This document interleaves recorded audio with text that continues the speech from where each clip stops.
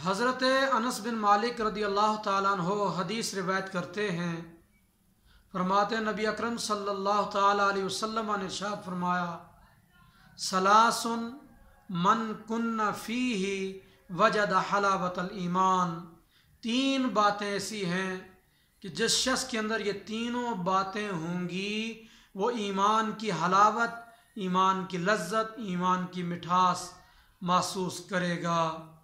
फरमाया पहले नंबर पर कि अल्लाह रसूल से हर शय से बढ़कर मोहब्बत करे और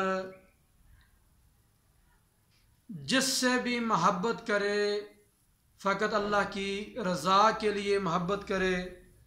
और तीसरे नंबर पर जब अल्लाह पाक ने कुफ़र से निजात अता कर दी, इसके बाद दोबारा कुफ़र में लौटना ऐसे ही नापसंद करे जैसे आग में गिरने को नापसंद करता है।